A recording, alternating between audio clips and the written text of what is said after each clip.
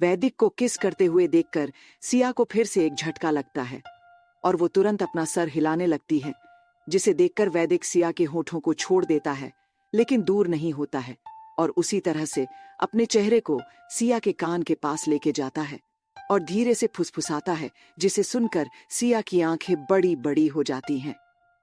अब आगे जान, मैं तुम्हें बस यहां लेके आ रहा था, लेकिन वो तुम ही थी जिसने मुझे तुम्हें किस करने के लिए उस्काया, वरना मेरा ऐसा कोई इरादा नहीं था। और वैसे भी जब तुमने मुझे किस किया तो मैंने ना ही तुम्हें रोका ना ही तुम्हें डिस्टर्ब किया, और जब तक तुम्हारा मन किया तब तक तुमने मुझे बाइट किया। तो अब मेरी बारी है, मैं भी तुम्हें तब तक किस करूंगा जब तक मेरा मन नहीं भरेगा। अगर तुमने मुझे रोकने की कोशिश की तो। इतना कह वैदिक सिया के ईयर लॉब को अपने होठों से चूमते हुए और अपने एक हाथ को सिया के गर्दन से धीरे धीरे नीचे की ओर बढ़ाते हुए आगे कहता है, मैं किस से भी ज्यादा कर सकता हूं और जान, तुम मुझे रोक नहीं पाओगी। वैदिक की बातें सुनकर और उसके हाथों को अपने शरीर पर चलते हुए महसूस कर सिया का रोंगटा खड़ा हो जाता है। साथ ही उसका पूरा शरीर भी शिविर करने लगता है और तो और उसकी धड़कनें भी 100 की स्पीड से चलने लगती हैं, जिसका शोर बाहर तक सुनाई दे रहा था।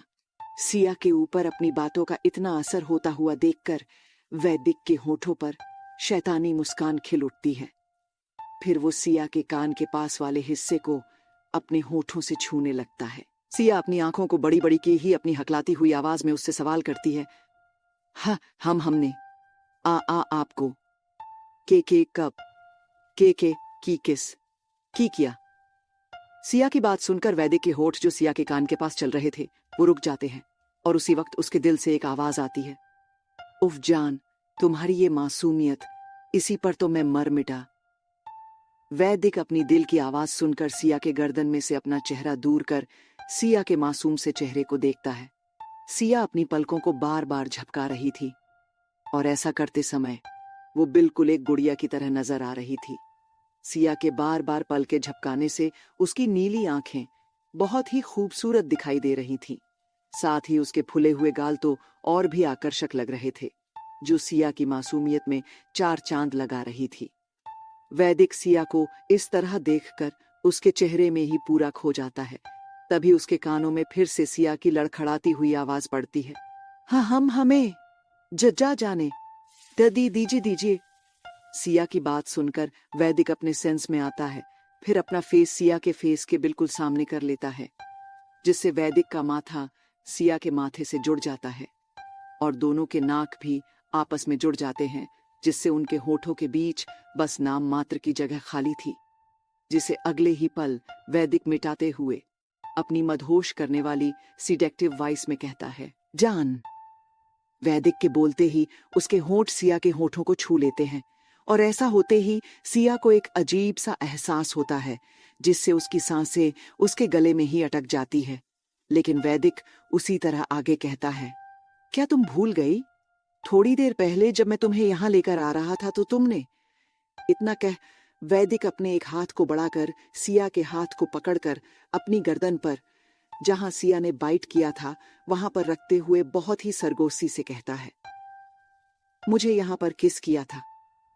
वैदिक की बात सुनकर सिया, जो कब से अपनी सांसों को रोके हुई थी, वो तुरंत छोड़कर एक लंबी सांस भरते हुए हैरानी से कहती है, हमने आपको किस नहीं किया था, हमने तो बाइट किया था और उसे किस करना नहीं कहेंगे। इतना कह सिया वैदिक को ऐसे देखने लगती है जैसे उसने बहुत बड़ी बात उसे बताकर उससे जंग जीत ली हो और वैदिक हार गया हो। सिया की बातों को सुनकर वैदिक के होठों की मुस्कुराहट और भी बड़ी हो जाती है, साथ ही उसके फेस एक्सप्रेशन भी बदल जाते हैं, जिन्हें देखकर ऐसा लग रहा था जैसे उसे पहले से ही पता था कि सिया ये बात जरूर कहेगी। वैदिक कहता है, जान, उसे बाइट नहीं लव बाइट कहते हैं, जो तुमने पहली बार खुद आगे से आके मुझे लव बाइट दिया है। वैदिक की बात सुनकर सिया जल्दी से अपना सर नामे हिलाने लगती है और अपने मन कहने लगती है, नहीं, मैंने ऐसा नहीं किया, आप गलत समझ रहे हैं। वो तो मुझे आप पर बहुत गुस्सा आ रहा था और इसलिए मैंने आपको जोर से काट लिया, न कि मैंने आपको प्यार से काटा, जो आप उसे लव बाइट कह रहे हैं। और उसी के साथ सिया के फेस एक्सप्रेशन भी बदलते जा रहे थे। सिया के एक्सप्रेशन देख वैदिक समझ जाता है कि सिया के मन में क्या चल रहा है, जिसका जवाब देते हुए वैदिक कहता है, नहीं जान, मैं सही कह रहा हूं, तुम ही गलत सोच रही हो। अगर तुमने मुझे प्यार से नहीं काटा होता तो जब तुम मुझसे दूर हुई तो तुमने फूंक क्यों मारी? अगर तुमने गुस्से में किया था तो वैसे ही छोड़ देना चाहिए था ना। लेकिन तुम्हारे फूंक मारने से साफ पता चल रहा है कि तुमने मुझे प्यार से बाइट किया था, पर मेरे गर्दन पर खून देखकर तुम डर गई थी। कहीं मुझे ज्यादा तो नहीं न लग गई, क्योंकि तुम मुझे दर्द में बिल्कुल भी नहीं देखना चाहती थी, इसलिए तुमने साफ करके फूंक मारा। वैदिक की बातें सुनकर सिया को ऐसा लगता है जैसे उसकी सारी बातें उसके सर के ऊपर से निकल गई हों, और उसके एक्सप्रेशन देखकर साफ पता भी चल रहा था कि उसे वैदिक की बातें समझ ही नहीं आई हैं। और वैदिक इसी का फायदा उठाकर सिया के होठों पर अपना होठ रख जैसे ही किस करने वाला होता है, तभी फिर से उसके कानों में सिया की आवाज पड़ती है, जो कह रही थी, आप गलत समझ रहे हैं, हमारे कहने का वो मतलब नहीं था। सिया इससे आगे कुछ कह पाती उसके पहले ही वैदिक बोल पड़ता है, जान, इसका मतलब तुमने मेरा फायदा उठाया है, क्योंकि तुम अपने सामने एक हैंडसम और चार्मिंग लड़के को देखकर खुद को कंट्रोल नहीं कर पाई उसके गर्दन में बाइट करने से, और तब तक बाइट किया जब तक तुम सेटिस्फाइड नहीं हो गई, और इसे देखकर साफ पता चल रहा था कि तुमने मेरा फायदा उठाया है। जो लोग मेरा फायदा उठाते हैं मैं उन्हें कैसे पनिश करता हूँ, ये तो जान तुम बहुत अच्छे से जानती हो। इतना कह वो चुप हो जाता है। वैदिक की फायदा और पनिशमेंट वाली बात सुनकर सिया का माइंड पूरा ब्लैंक हो जाता है। उसे समझ ही नहीं आता है कि वो क्या जवाब दे। उसे वैदिक की सजा से बहुत डर लगता था, और खास करके उसके थप्पड़ से, जिसे याद कर सिया का पूरा शरीर कांप जाता है। तभी सिया के दिमाग में कुछ आता है, जिसे सोचकर वो इस बात से खुश हो जाती है कि वो अब वैदिक के पनिशमेंट से बहुत ही आसानी से बच सकती है। उसके बाद सिया बहुत ही मासूमियत के साथ वैदिक से कहती हैं, देखिए, हमने आपका कोई फायदा नहीं उठाया है। अगर आपको ऐसा लगता है तो आप भी मेरी गर्दन पर बाइट करके मेरा फायदा उठा सकते हैं। मैं आपको उसके लिए कुछ भी नहीं बोलूंगी। इतना कह सिया अपनी आंखें डर से कसकर बंद कर लेती है कि वैदिक अब उसके गर्दन पर वैसे ही काटेगा जैसे उसने काटा था, और वो उस दर्द को बर्दाश्त कर लेगी।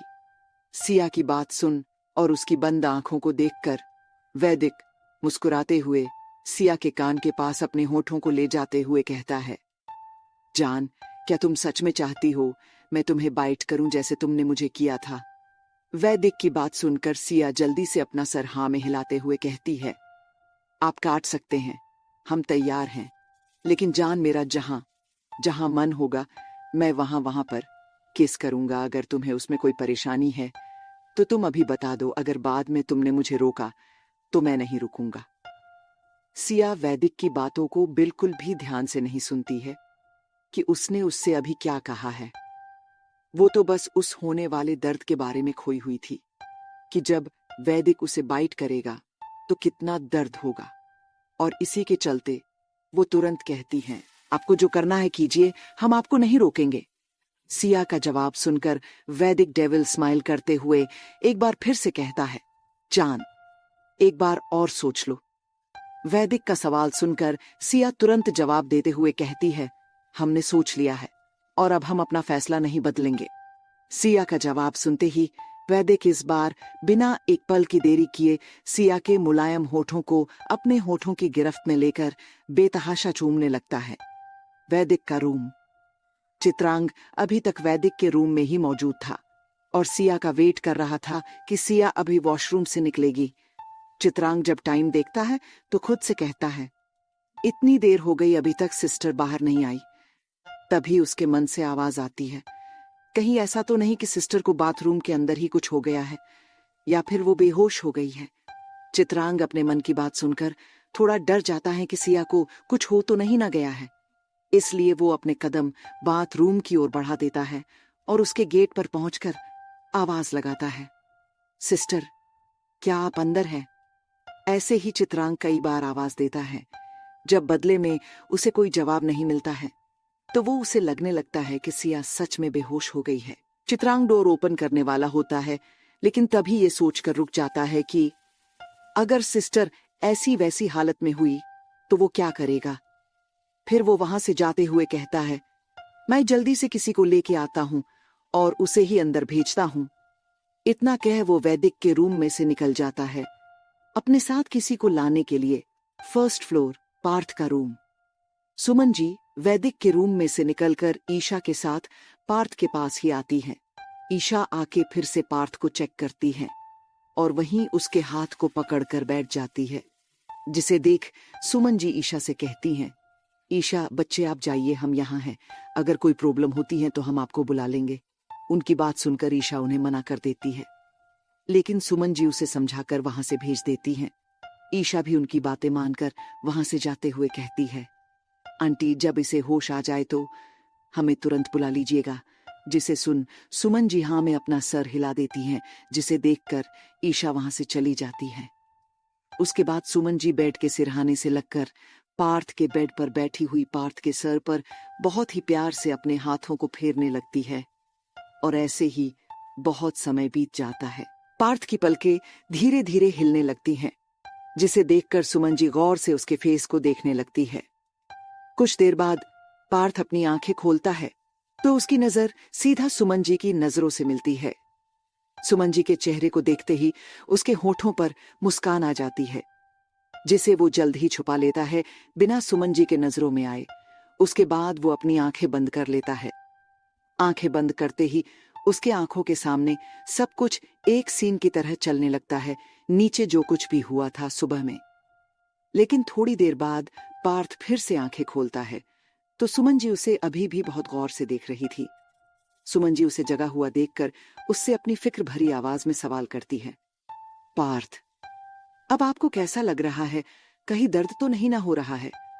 सुमन जी की फिक्र भरी आवाज सुनकर पार्थ धीरे से कहता है, नहीं मॉम।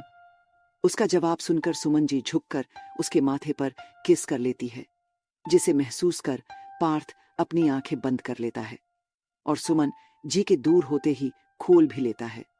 तभी उसके कानों में सुमन जी की आवाज पड़ती है, जो कह रही थी, पार्थ हमें माफ कर दीजिएगा, हमने आपकी मॉम से आपका कंपेयर किया।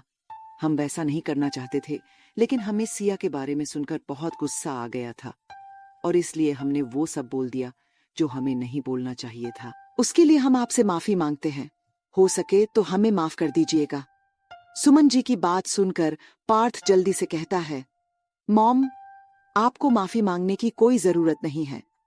मुझे पता है आपने जानबूझकर नहीं कहा और उसके लिए आपको माफी मांगने की कोई जरूरत नहीं है। हमें आपकी बातों का बुरा नहीं लगा। अगर आपने जानबूझकर भी कहा होता तो भी आपको हमसे माफी मांगने की जरूरत नहीं है। पार्थ की बात सुनकर सुमन जी की आंखों से आंसू बह जाते हैं, जिन्हें वो तुरंत साफ करते हुए कहती हैं, लेकिन आप ये मत सोचिएगा, हम उस बात को भूल जाएंगे जो आपने सिया के साथ किया और उन पर हाथ उठाया। उसके लिए हम आपको माफ नहीं करेंगे, हम बता रहे हैं आपको। सुमन जी की इस बात को सुनकर पार्थ इस बार कुछ नहीं कहता है, बस अपना सर उठाकर धीरे से सुमन जी की गोद में रखकर उनकी कमर को अपने दोनों हाथों से पकड़ लेता है और फिर बहुत ही धीमे से कहता है, मॉम मैं बस कुछ देर ऐसे ही आपके गोद में सिर रखकर रहना चाहता हूं। आगे क्या हुआ इस कहानी में जानने के लिए सुनिए कहानी के अगले भाग को।